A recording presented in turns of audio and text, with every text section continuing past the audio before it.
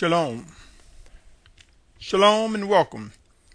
This is Man's Final Steps. Man's Final Steps. It is a continuing series to those that will be among the ranks of 144,000 in multitude mentioned in Revelation chapter 7 and 14. Today is February 12th, 2014. My name is Symmanayah, and these are the words in which I am compelled to present to you. In this segment of Man's Final Steps, it is a continuation of a multi-part segment entitled Delegates from 12 Tribes, 12 Characteristics. This is part 4. Yes, we come to part 4 of this multi-part message entitled Delegates from 12 Tribes, 12 Characteristics. I will mention again, in spite of man's false teachings and promotion of DNA as the proving process for identifying true Yasharal, the spirit of a man is far more superior than its flesh. Therefore, the characteristics of the descendants of Yasharal of each tribe has been preserved, and we will witness something very interesting, something extraordinary as we see the rise of the 144,000 emerge and become visible. Let us now move on into this fourth part and talk about the next 4 patriarchs of the 12 tribes of true Yasharal, also known as Israel or Yisrael. But before we get into the next 4, let me revisit Genesis 49, 1 and 2. It begins with, "And Jacob called his sons and said, Gather together, so that I declare to you what is to befall you in the last days. Gather together and hear, you sons of Jacob, and listen to Yasharal your father." For those of you who may not know, Yaakov and Yasharal are one and the same. Yaakov, commonly known by many as Jacob, name was changed to Yasharal, commonly known as Israel. Now moving on to the next 4 sons of Yasharal: Yehuda, Zebulun, Issachar, and Dan. Rereading Genesis 49, in this case this is verses 8 through 18. "You, Yehuda, your brothers praise you. Your hand is on the neck of your enemies. Your father's children bow down before you. Yehuda is a lion's cub. From the prey you have gone up, my son. He bowed down, he crouched like a lion, and like a lion, who does rouse him? The scepter shall not turn aside from Yehuda, nor a lawgiver from between his feet, until Shiloh comes, and to him is the obedience of peoples. Binding his donkey to the vine, and his donkey's coat to the choice vine, he washed his garments in wine, and his robes in the blood of grapes. His eyes are darker than wine, and his teeth whiter than milk. Zebulun dwells as the seashore. He is for a haven for ships, and his border is unto Sidon. Issachar is a strong donkey, lying down between 2 burdens. And he saw that a resting place was good, and that the land was pleasant, and he inclined his shoulder to bear a burden, and became a subject to slave labor. Dan is a serpent by the way, an adder by the path, that bites the horse's heel, so that its rider falls backwards. I have waited for your deliverance, O Yahuwah. This was Genesis 49, verses 8 through 18. We see here that Yehuda is a ruler, a leader. He goes right to the neck, or to the prop which holds up our instrument of speaking, so to speak. Or we could say Yehuda knows how to go to the part where we eat and where we drink. Yehuda is a leader, a ruler. If you have studied scriptures, you should be aware now that the words food and water are also compared to the righteous words of the Almighty Father. Back to the Yehuda, having attributes of a lion, allow me to insert the following. Hosea 11:10 reads, "Let them follow Yahuwah, like a lion he roars. When he roars, their sons shall tremble from the west." Revelation 5:5, "And one of the elders said to me, Do not weep. See, the lion of the tribe of Yehuda, the root of David, overcame to open the scroll and to loosen its 7 seals. I submit to you, the lion of the tribe of Yehuda is Yahusha," my brothers and sisters. Meditate on these words and the characteristics of Yehuda.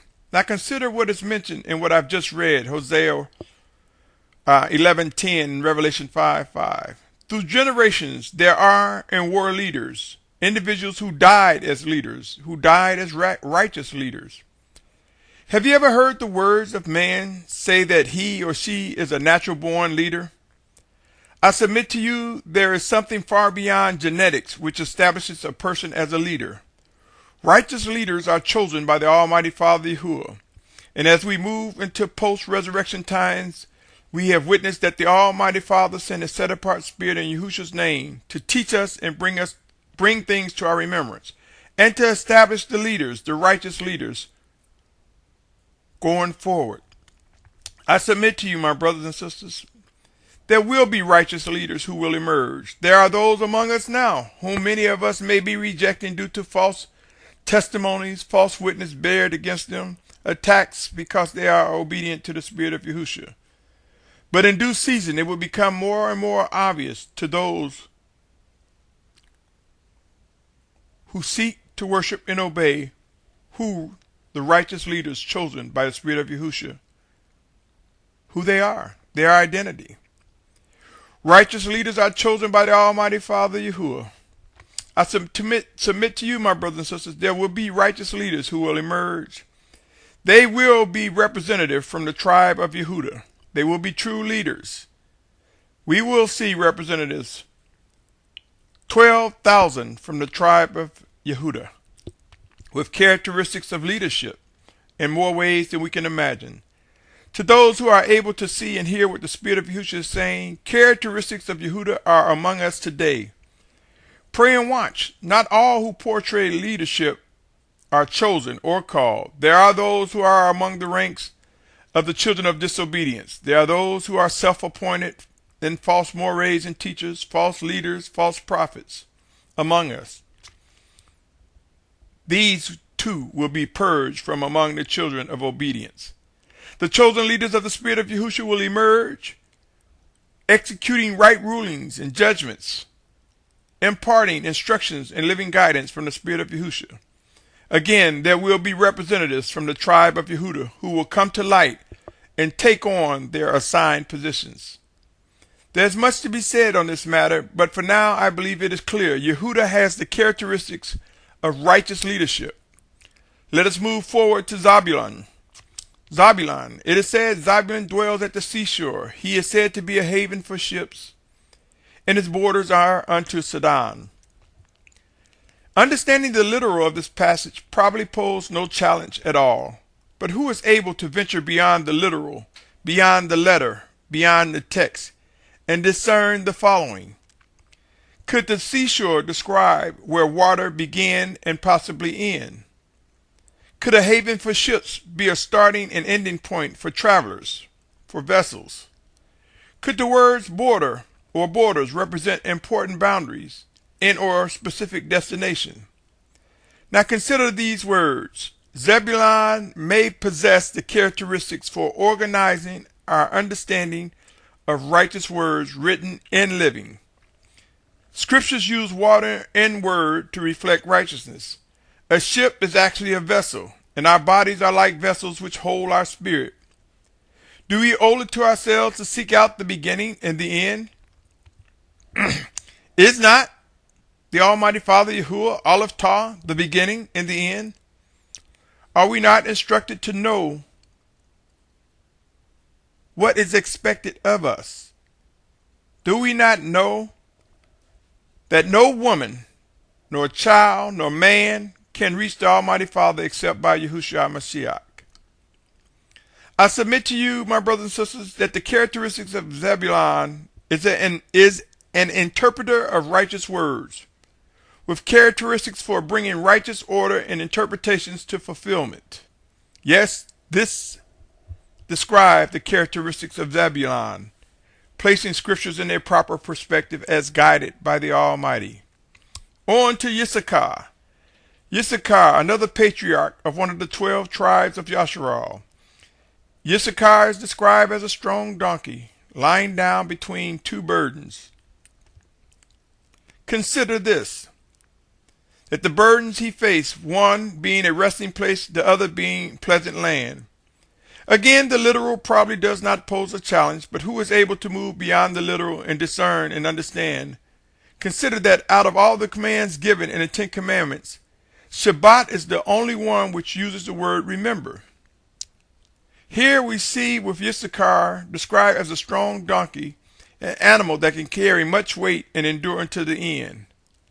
I submit to you, my brothers and sisters, the characteristics of this patriarch Issachar to this day is burdened with the task of making it clear regarding the time of rest, which is Shabbat, and the times we are to work.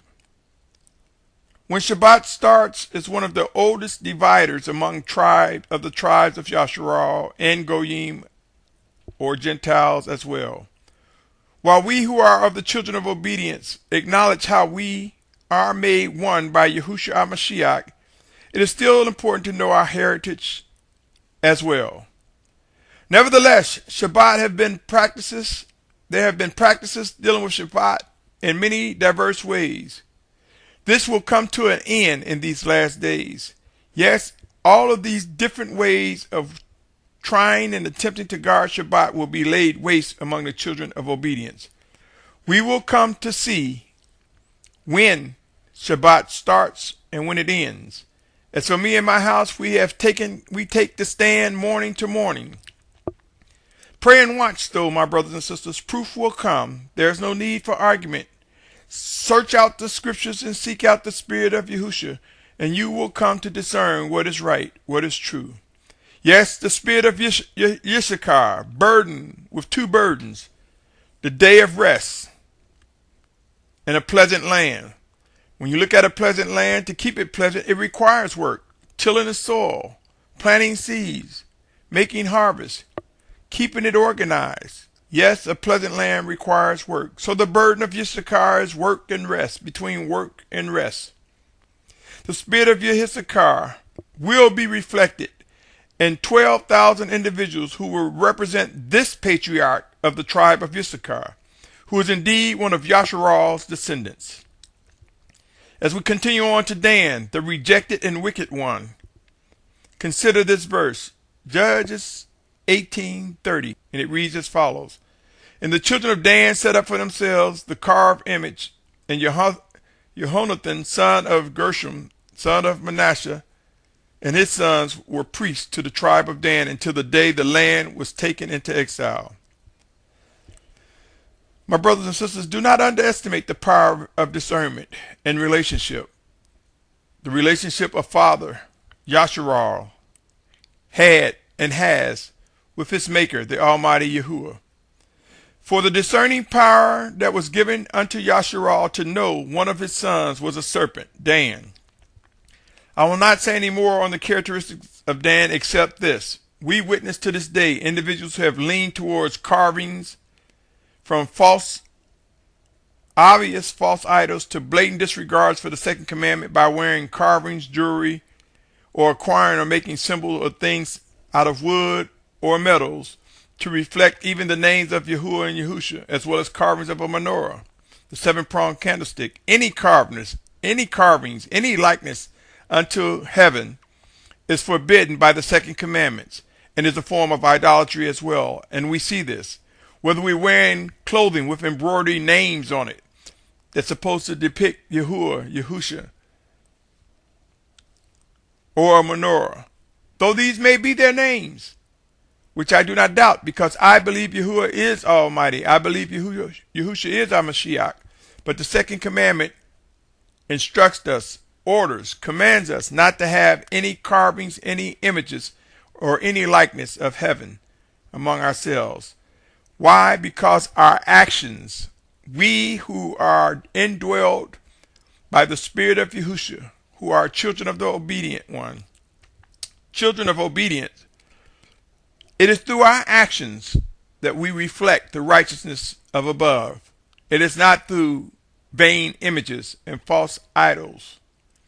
It is through our living actions. My brothers and sisters, this concludes part 4 of this multi-part segment. And I will tell you, we will witness correction. We will witness reproof. We will witness discipline. We will witness judgment and right rulings, purging as regards to the refining and perfecting process directed towards those who would be among the ranks of the 144,000. Again, this concludes part 4 of this multi-part segment entitled Delegates from 12 Tribes. We have now visited 7 of the patriarchs of the 12 tribes, for I am purposely disregarding Dan, for he is not mentioned in Revelation. Stay tuned as we move to the final 5. Until next time, continue to pray earnestly. Continue to seek out the face of the Spirit of Yahushua. Continue to be able to discern and understand and identify him directly in or through his chosen, or as he speaks through us one towards another. Stay tuned, my brothers and sisters, as we move on to the final 5. Until next time, as these words conclude, stay tuned, for part 5 will be the final portion of this multi-part segment entitled Delegates from 12 Tribes, 12 Characteristics. Shalom, shalom, shalom.